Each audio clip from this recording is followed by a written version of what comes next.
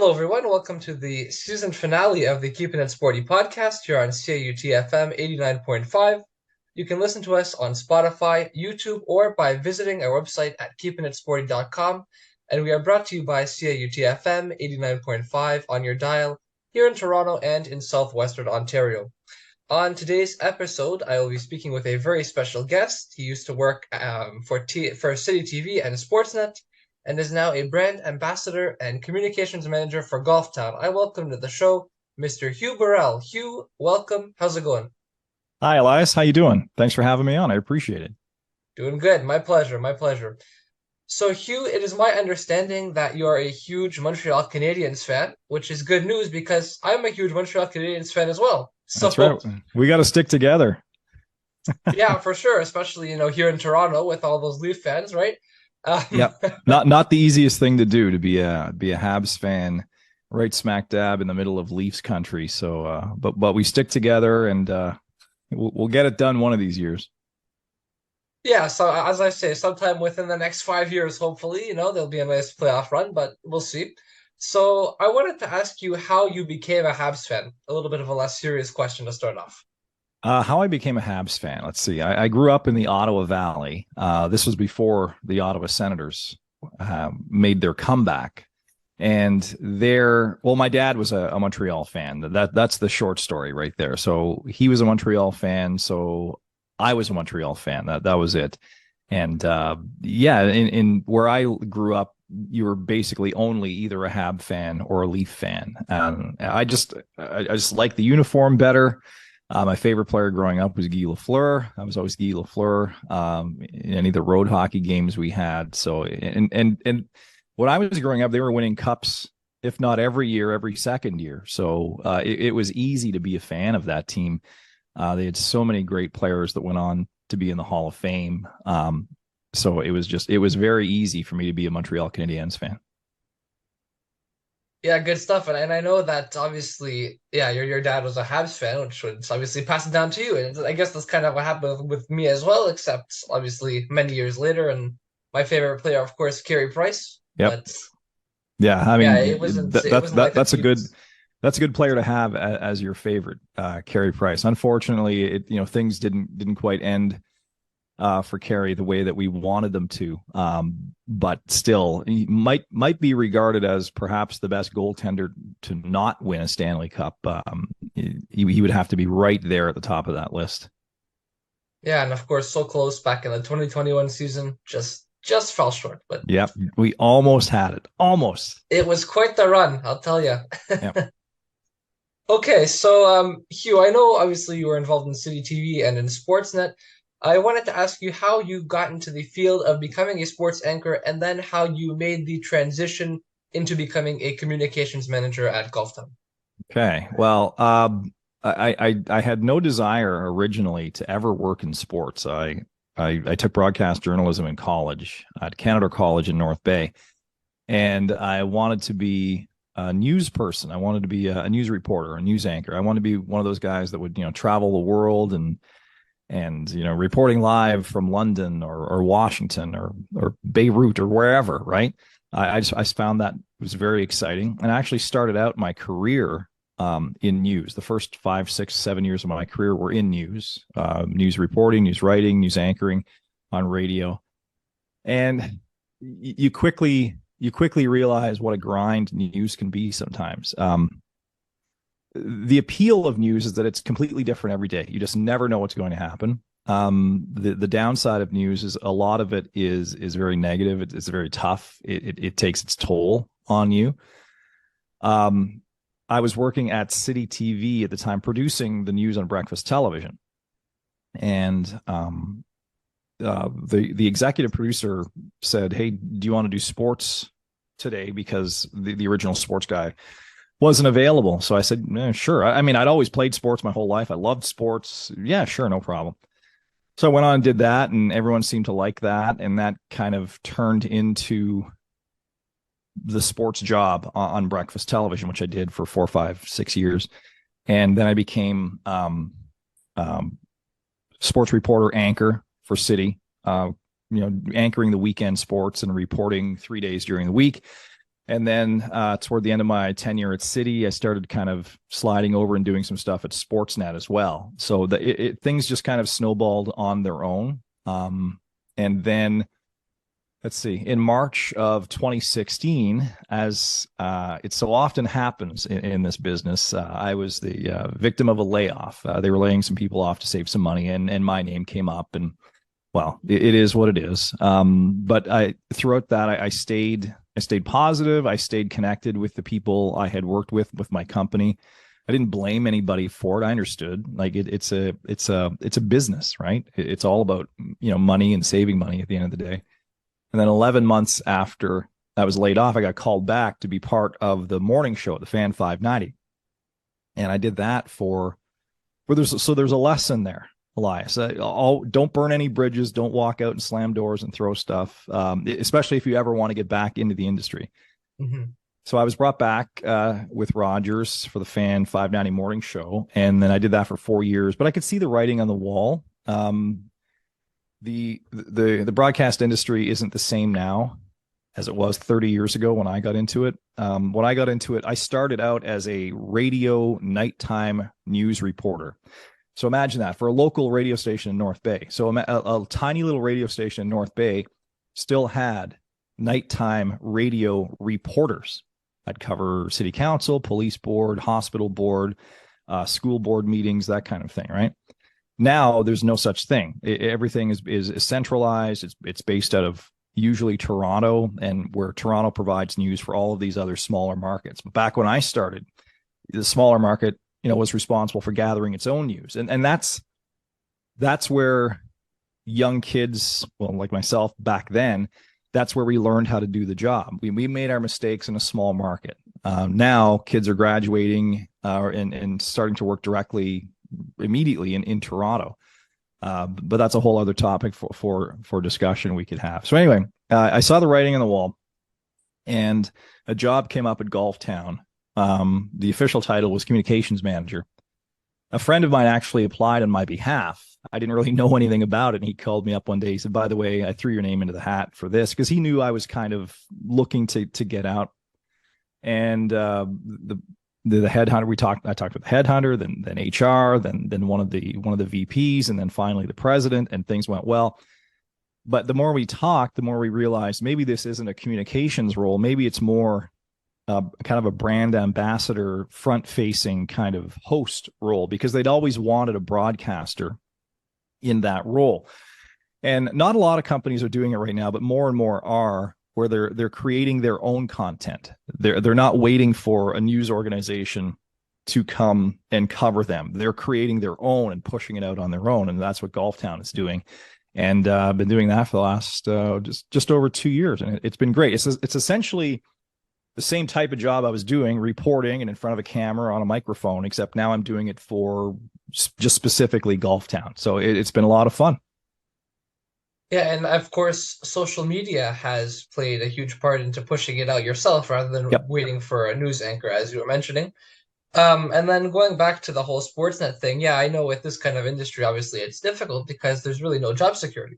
No, they're job security. There's no such thing in broadcasting. And you could be really good at your job. That doesn't mean that they won't lay you off. I'd like to think that I was really good at my job, but I still got laid off. So it doesn't matter. So I guess my advice to young people, graduating college or university and getting into broadcasting is, just don't say no to anything. Be willing to do any assignment that's given to you, because you never know, right? You may think that you want to be on air, as most young people do, right? But then you realize, if I can be the producer of the show, that's my show. Like I'm the one in control, and there's a sense of satisfaction and accomplishment to creating, developing, and broadcasting your own show as well. So a lot of people start out on one path in broadcasting and end up on another. And that's the beauty of the business, because there are so many different paths you can go down. It's just now it seems there are fewer places to go down those paths now, unfortunately. Yeah, and it seems like some places might be hiring, but then it's like some maybe they are. I guess it really depends on because these days it's such a competitive field as well. Yep. That, like you said, it used to be under, like, for example, you used to work at North Bay, and now Toronto just provides for all those smaller cities. So really, Yeah. there is less jobs at this point. Yeah, there is. And the nightly highlight show, although there still are, there aren't as many because people can just pick up their phone and get the latest, literally within minutes, like who scored the Leafs goal is up on Twitter or Facebook or Instagram or TikTok. It's there, right? So people don't necessarily have to wait for the half hour or hour highlight show package at the end of the night. Now, but what those shows do that Twitter and Instagram don't provide is they give context to that. It's one thing to show you an Austin Matthews goal, okay, but Twitter isn't breaking down how the goal was scored. They're not getting the reaction from it, and that's where your highlight shows are still valuable, in my opinion. Yeah, I totally agree. It provides a better analysis if for example, if you're showing it on Sportsnet or TSN, whereas if it was just the goal itself that was Yeah, being shown. yeah, exactly. Yeah. Okay, so Hugh, when you used to work at City TV and at Sportsnet, I was going to ask you if there was a favorite memory or athlete interaction that really sort of stood out to you in your mind that you remember. There might be a lot Excuse of me. them, but Yeah, I was lucky at City TV because we covered sports, but we didn't really do it like everybody else did. We kind of did our own thing. So we weren't the traditional sports department. We had a lot of fun with the athletes, and I think most of the time they appreciated that, us coming at them a little bit differently.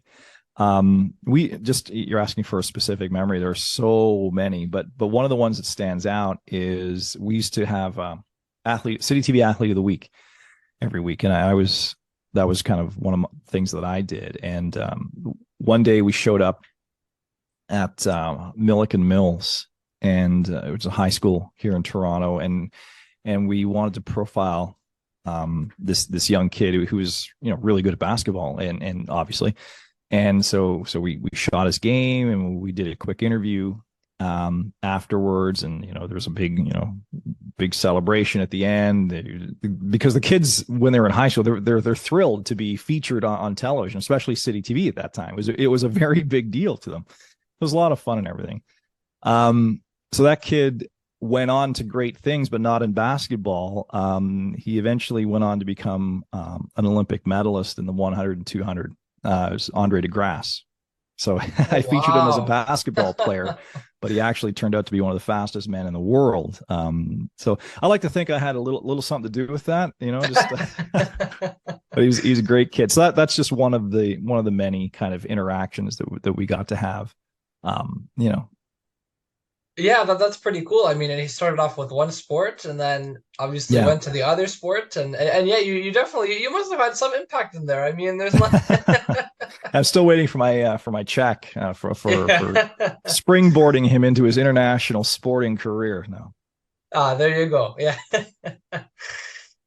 Yeah, that's a pretty cool memory. And I mean, it goes to show you that, like you were saying, maybe you'll start out being, it goes back to the broadcasting thing you were saying. You may start out wanting to be on air, but there's so many other roles: producer, director, audio. Exactly. Yeah, absolutely. Floor directing, where you're actually out on the floor of the studio and you're doing just that. You're directing the on-air talent. You're telling them where to go, when to start speaking, when to stop speaking, when they're rolling tape. Well, it's not tape anymore, but you're that lifeline you're the conduit between the on-air and the control booth. And so lots of different jobs. And writing. If people always ask me, I taught for 5 years at the College of Sports Media in Toronto, and students would always ask, what's the most important thing to know when you're getting into broadcasting? Writing. If you can't write, stop, go do something else. Because if you can write, it opens up all of the doors to you. And in television and radio, you're quickly exposed if you can't write. So the ability to write clearly and concisely and conversationally, those are my 3 C's, by the way: clear, concise, conversational, that I gave to my students. Write within those parameters and you'll be just fine. what is your point? Get to your point and make your point in a conversational manner. If you can write that way, you're bound for success, because writing is the most important thing, right? It's the way that we convey. The pictures tell part of the story, but the words tell the other part, right? So sometimes those pictures need context, and that context is provided by writing. And if you're good at it, then you're going to be good at your job. Mhm. Yeah, and having that kind of versatility and multi tools, being able to obviously write and broadcast and all those things, of course, they're Yeah. all assets to the job. Yeah, because at the end of the day, Elias, like anybody can tell you the Leafs won 3-2. Okay. Anybody, you don't have to be a broadcast journalist to say that. It's you're telling the story. I always used to say story over stats. Stats are one thing. I can get stats, on my phone. Anybody can get stats on their phone. Your job as a broadcast journalist or as a sports reporter is to tell the story of that game. And people tell the stories differently. Some people tell very good stories and they're compelling, and you want to hear what they have to say next. And others are forgettable. Don't be forgettable. Be compelling. Have something to say. You have to have a creative aspect to it. Yeah, if you're not creative, then this business isn't for you. I would take creativity and curiosity over almost anything. Like I can teach you how to hold a microphone. I can teach you how to stand. I can teach you how to present. What I can't teach you is curiosity. I can't teach you work ethic. Those are the two things. And obviously, 3, creativity. It's like you have to look at things in a different way. Everybody's doing it one way. Try to find a different way to do it. Stand out. And that's exactly it. Standing out from the crowd and working Yeah. hard. Those are Mm-hmm. the two things that. I mean, they sound trite and cliche, but all a cliche is a common truism, right? Yeah, working hard and being creative and standing out, that will get you further than just kind of doing the bare minimum, right? Of course, and that's how you succeed in anything in life, right? Is pushing yourself ahead and standing out from the crowd, as you mentioned. So Yeah, yeah, and it's totally true. scary sometimes. To push yourself beyond that and to find out, what you're really capable of sometimes is a little bit scary, but if you're good at it, it'll open up so many doors. And I was blessed in my broadcasting career to travel all over North America, to cover so many different sports, World Series, All-Star games, Stanley Cup playoffs, whatever, right? I was able to be a part of that. And that's, they didn't gift that to me. they didn't give that to me because, oh, he's a nice guy. No, they gave it to me because I worked hard and I was good at what I did and I was creative. So I'm speaking from experience. If you're all of those things, you can succeed. It's going to be difficult. Like that didn't happen overnight for me. I worked 30 years in the business. In the first 10 or 12 or so, or, not making a lot of money, working exclusively nights and weekends. That's one of the, when I was a teacher, that was one of the kind of the measuring sticks that I would use to gauge kind of their seriousness about being in broadcast journalism, whether it's sports or news. I said, you're going to work weekends and you're going to work nights and you're going to miss family holidays and you're going to miss long weekends with your friends at the cottage, and you're going to be stuck in a newsroom working till 2 a.m. You cool with that? Oh, by the way, and you're not going to make very much money to start. Mm-hmm. And some of them would look at me and like, oh yeah. And you knew right away they weren't being honest. They but some of them, yeah, like they embraced that. It's like, yeah, this is exactly what I do. So those are the ones, and I still know them. I still keep in touch with a lot of my students on via social media. Those are the ones that have succeeded, the ones that embrace that and have kind of run with it. And that's how you become there's no secret. You work hard at what you do and you're rewarded for it in the end. That's all there is to it. There's really no secret. There's no hidden path to success. Well, it's if you started up at the top and it was so easy, why wouldn't everybody do it, right? Isn't that what Exactly. they say? You have to Exactly. start off at the bottom of the barrel and work your Yeah. way, all the way Yeah. to the top, and Uh, that's I was just a joke. patience. Patience. If you want to guarantee success in broadcasting, make sure one of your parents owns the company. That'd be great too. That's the other way to do it, but most of us don't Yeah, have that yeah. luxury, right? So Most of the time, yeah, yeah. that's yeah, exactly, exactly. Okay, so obviously, yeah, we talked about some of the negative aspects of it because obviously there's a lot, but I'd imagine there's also some positive things to it Oh, sure, as well. absolutely. So, And what was, sorry, yeah, go ahead. no, I was going to say there's so many more positives than negatives in the job. I was lucky enough to travel and to meet so many of these fantastic athletes that I had admired, growing up, and I was fortunate enough to meet so many of them, and that was always a thrill, right? I mean, I we talk about being a Montreal Canadiens fan. I've been so lucky that I've been able to actually sit down and talk with guys like Ken Dryden and Larry Robinson, Guy Lafleur, um, that and you sit there and you go, wow, I'm actually talking to this guy I used to watch as a kid. And it's a surreal kind of moment. Then you realize you have a job to do and you get right back down to it. But so experiences like that, broadcasting, has afforded me the ability to live out some of those dreams. Yeah, Yeah, to talk to some of your idols, of course, some of those famous sports players and athletes. absolutely. It's very cool, of course. Yeah, and that's kind of what was leading into my next question was, what's your favorite part, or what was your favorite part about working, kind of doing that job as a sports anchor? And I I know you're think, still kind of doing it at Golf Town, yeah. but yeah. Well, I'm doing it for Golf Town now, but obviously just specifically for golf. I think one of the things that I enjoyed so much about my job was discovering sports you never really paid much attention to. Sure, we all love football, baseball, basketball, hockey, and we covered that, and it was great. It was fantastic, and got to meet and talk to and interview a bunch of great athletes. But then you discover sports like cricket, for example, or one of my absolute favorite sports now is bull riding. I never even thought about bull riding until we did. There was a rodeo here in Toronto at the Hershey Center, Mississauga, I guess, and we did a whole kind of feature on the bull riders, like what makes them get on the back of a bull and ride this thing. And it just opened up this whole world to me. And I fell in love with it. It was so different and so foreign to all of the other sports that I was covering. And it's like these guys are actually risking their lives. In no other sport does your opponent actually want to kill you, except in bull riding, where the first thing the bull does when he bucks you off is he turns around and he looks at you and he tries to chase you down and trample you to death. That's what they do. And I was blown away the first time I saw this, and I fell in love with that sport. So it's things like that. And auto racing is another one. I'm a huge auto racing guy. And I remember one of my very favorite athletes was Jacques Villeneuve when he won the Formula One title back in 1997.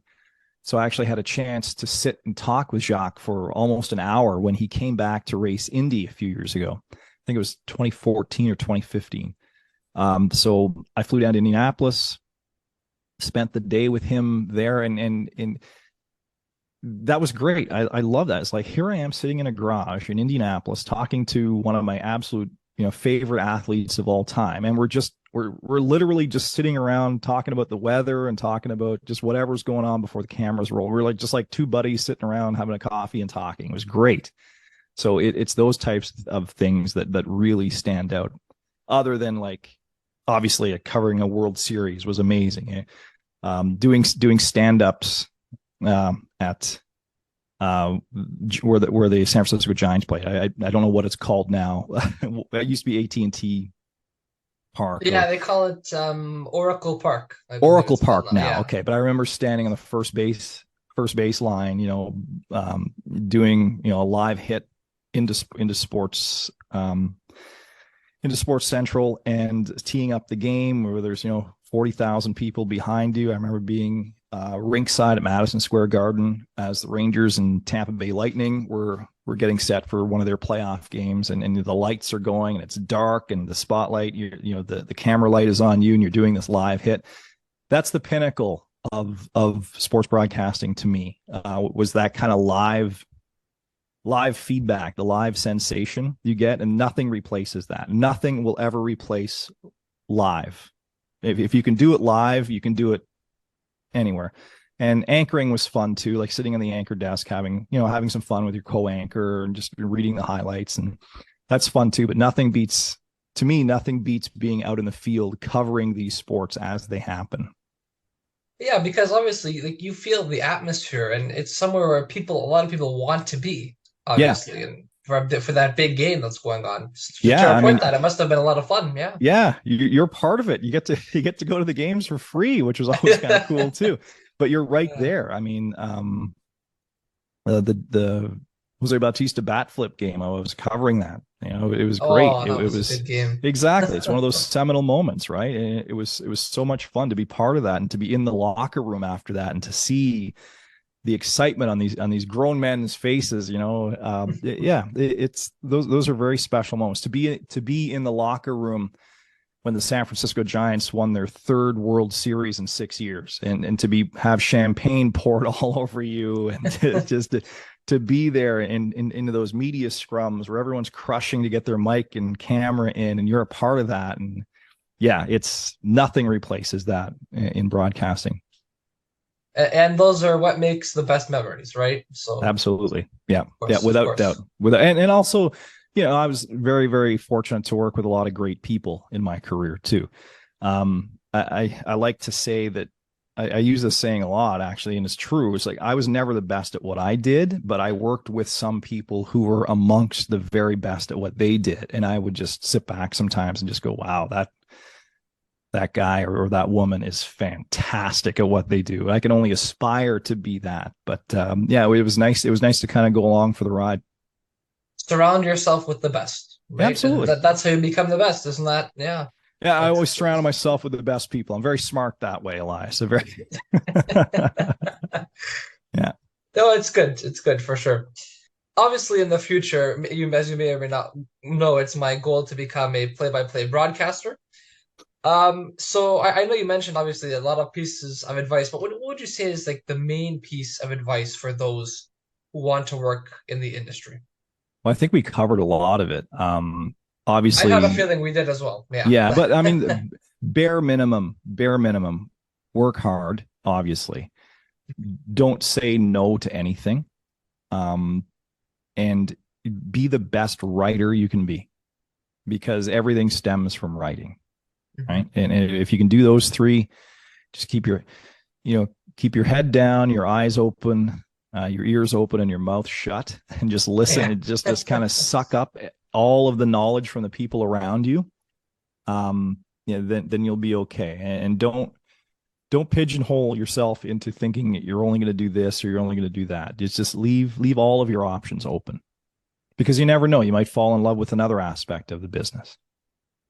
Yeah, it's important, especially if there's no jobs. For example, if I want to be a play-by-play broadcaster, let's say there's no jobs, I have to be open to other things in that field, of Absolutely. Yeah. course. You don't just, come out of the school factory and be a play-by-play broadcaster.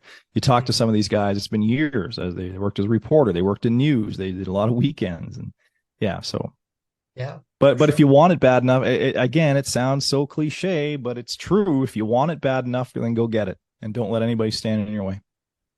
Yeah. Oh, also, and don't be a jerk on your way up too. Do it the right way. Do it the right way, because the industry now is getting smaller and smaller and smaller, and your reputation is the only thing you have, right? Mhm. And so if you can protect your reputation and be known as a great person who works hard and is good at what they do, that's in the end that's going to get you a lot further than anything else. So it's hard to remember that sometimes, but just do it the right way. Don't let it get to your head, is basically what you're saying. Absolutely, never let it get to your head. Yeah, Because you have to remember, stay humble. It's important. there's always somebody better than you. Always somebody better than you. There's always going to be people below and above Yep, you, right? of Yeah, course. Yeah, absolutely. for sure. Okay, so let's talk about those Habs now. You So want to talk about the Habs? Okay. yes, just for a little, just All right. because we have a little time, why not? So what have you thought about their off-season moves thus far? And when do you think they're going to get back to that sort of playoff, maybe Stanley Cup appearance again in the future? I It's tough I to think say they're right now, I but think their off-season moves so far have been meh, like okay. Like they didn't set the Yeah. world on fire or anything.